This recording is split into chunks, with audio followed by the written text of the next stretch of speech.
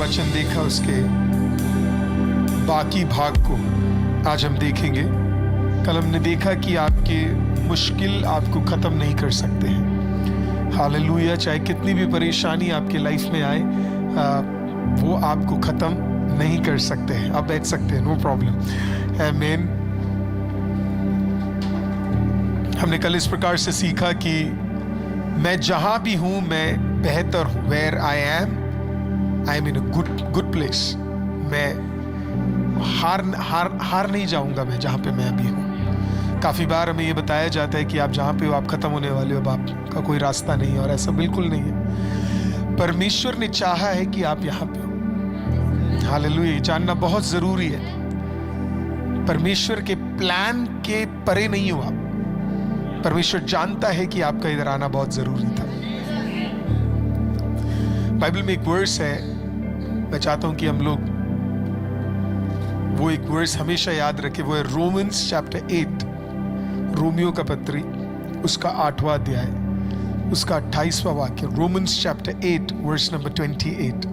Romeo 8:28। Yes. हम जानते हैं कि जो लोग परमेश्वर से प्रेम रखते हैं उनके लिए सब बातें मिलकर भलाई ही को उत्पन्न करती है। राइट। चाहे कुछ भी बात क्यों ना हो, प्रभु में एक आदत है, वो उसको पलट देता है। कितनी भी बुराई क्यों ना आ जाए, कितना भी बुरा आपके खिलाफ चीजें क्यों ना आ जाए, लेकिन प्रभु उसे पलट देगा। प्रभु उसे भलाई में क्या कर देगा? पलट देगा। तो आप जहां पे अभी है वो भलाई है। इससे आपको बिलीव करना पड़ेगा अपने अंदर, मैं जहां पे हूं अभी भलाई में हूं। सब बोलेंगे है ना कि नहीं अभी तुम भलाई में नहीं हो करके, आप एक्चुअली में भलाई में हो, क्योंकि आपका भरोसा जिंदा खुदावंद प्रभु यीशु पे है। हमने कल सीखा जहां पे आप हो वहां पे आप बेहतर हो। दूसरा कैसे हम इन मुश्किलों से निकल सकते हैं। दूसरा चीज आपको समझना है कि आपका कटना बहुत जरूरी था। आपका एक दर्द से गुजरना बहुत जरूरी था। हम सबको ऊंचाई पसंद है, लेकिन एक फ्लाइट को भी ऊपर जाने के लिए रनवे की जरूरत है। अगर वो सही जगह पे, अगर वो पार्क्ड नहीं है, सही एलिवेशन पे, सही स्पीड उसको मिलती नहीं है, तो फिर वो क्या नहीं कर सकता? ऊंचाई नहीं छू सकता। तो नीचे रहना भी बहुत जरूरी है। अगर हम नीचे नहीं है तो हम कभी ऊपर उठ नहीं सकते। तो इसके लिए हमें कभी कभी प्रभु क्या करता है, अलाउ करता है, ताकि हम नीचे से और कुछ कटनी से हम लोग क्या करें, है ना। अगर आप एक खेत काटने वालों से, एक फार्मर से आप पूछोगे ना, तो वो भी बोलेगा अगर बढ़िया फसल चाहिए तो क्या करना पड़ेगा? काटना पड़ेगा। पर उसका ये मतलब नहीं अगले साल फिर नहीं मिलेगा, अगले साल फिर मिलेगा। तो आपका कटना बहुत जरूरी था, हमारा कटना बहुत जरूरी था। अगर हम नहीं कटते तो हमारे स्वभाव में फर्क नहीं आता, क्योंकि परमेश्वर, मैं हमेशा बोलता हूं, परमेश्वर परिस्थिति को बाद में बदलता है, पहले हमें बदलता है। आज आपको समझना है, परिस्थिति बाद में बदलेगी। हम सब परिस्थिति के लिए वेट कर रहे हैं, प्रभु हमें देख रहे हैं। हालेलुया। तो प्रभु चाहे तो आपको 5 साल पहले उठा सकता था। आपको लगता है प्रभु के लिए मुश्किल है आपके लिए रास्ता खोलना? वो परमेश्वर है, वो आज आपके लिए रास्ता खोल सकता है। दिस वेरी मोमेंट अगर उसे चाहिए, वो 1 मिनट के अंदर हमारे लिए क्या करेगा? वो रास्ता खोल देगा। पर वो क्यों नहीं खोल रहा पता है? क्योंकि प्रभु नहीं चाहता हम राजा शाऊल बने, प्रभु चाहता है हम राजा दाऊद बने। हालेलुया।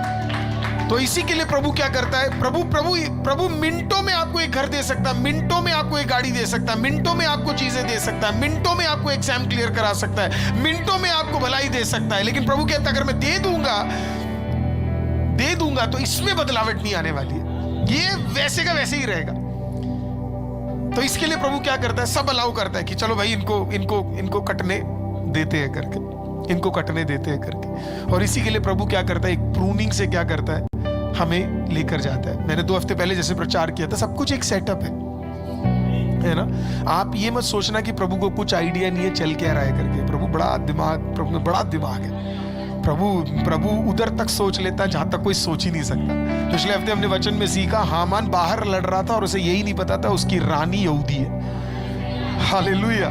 तो प्रभु को कितना दिमाग है देखना, वो बाहर प्रभु को पता था एक दिन ऐसा होगा कि यहूदी लोगों को मारने के लिए एक कार्य होगा, तो इसके लिए प्रभु ने क्या कर दिया, पहले ही एक यहूदी रानी को उसके अंदर तैयार करके रख दिया।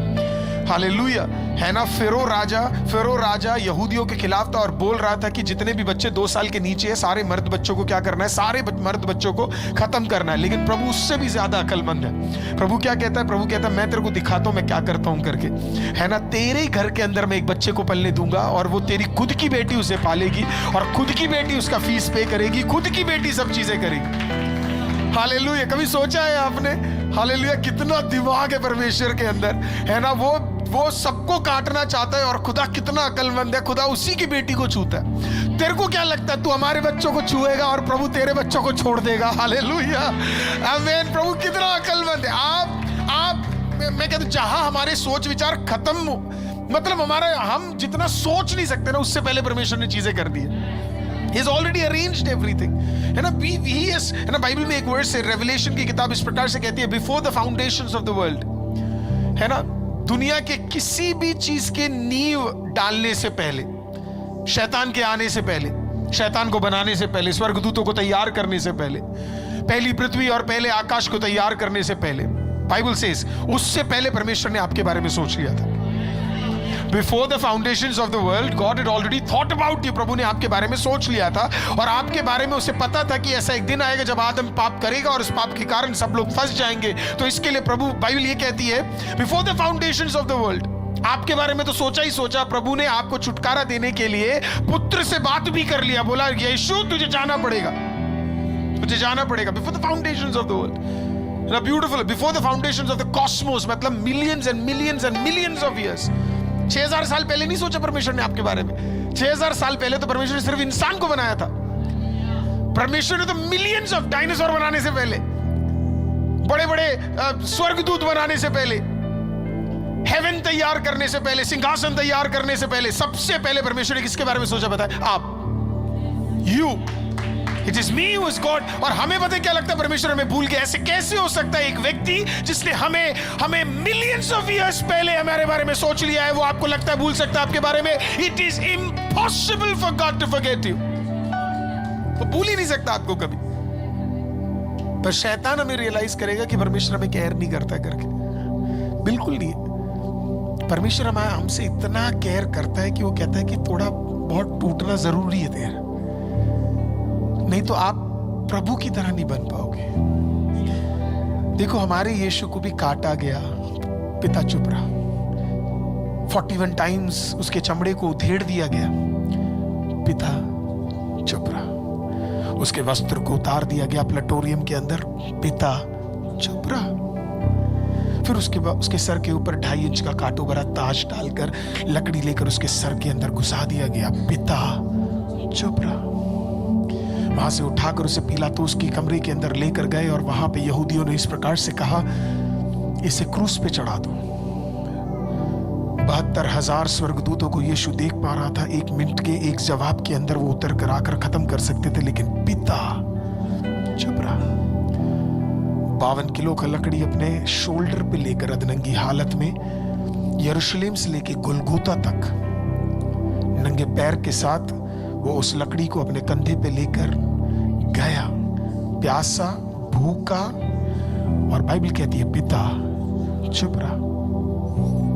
क्रूस के ऊपर उसे डाल दिया गया। 7 और 10 इंच के विभिन्न कीलों को उसके हाथों में और पैरों में ठोक दिया गया, लेकिन बाइबल कहती है पिता चुप रहा। पानी मांगने की जगह पे उसको कड़वा पानी दे दिया गया और तब भी पिता चुप रहा।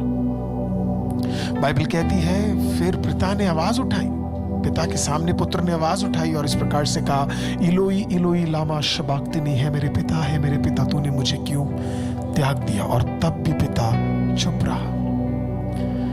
आखिरी में उसकी आखिरी सांस जब निकलने से पहले उसने स्वर्ग की ओर अपने आप को उठाकर देखा और इस प्रकार से कहा, सब कुछ पूरा हुआ, इट इज फिनिश्ड।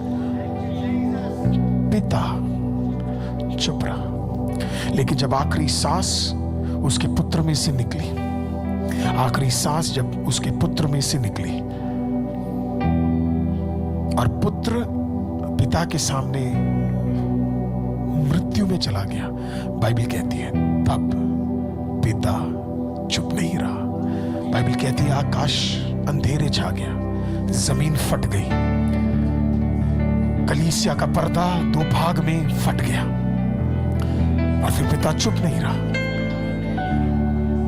पिता वेट किया, कितना तोड़ सकते इसे, क्या ये हार मानेगा, क्या मेरा पुत्र हार मानेगा? पुत्र हार नहीं माना, आखिरी तक लड़ता रहा, आखिरी तक लड़ता रहा, और जब उसने अपने सब कुछ गिव अप कर दिया, पिता ने कहा अब बारी मेरी है, अब बारी मेरी है। बाइबल बताती है अगले 3 दिन पुत्र के साथ पिता का इतना ताकत था कि वो गया, पाताल से चाबी उठा ली, नरक की चाबी अपने पास रख ली, मृत्यु की चाबी अपने पास रख ली।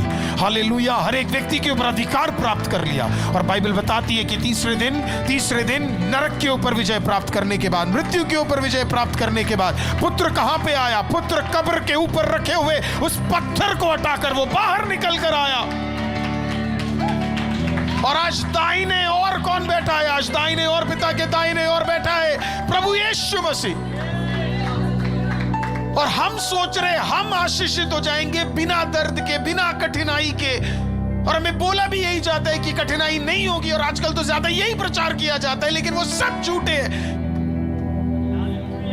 क्योंकि खुद यूहन्ना ने पूछा परमेश्वर यीशु से, खुद पूछा कब ये दर्द हटेगा, और कब ये तंगी हटेगी, और कब ये दिक्कतें हटेगी?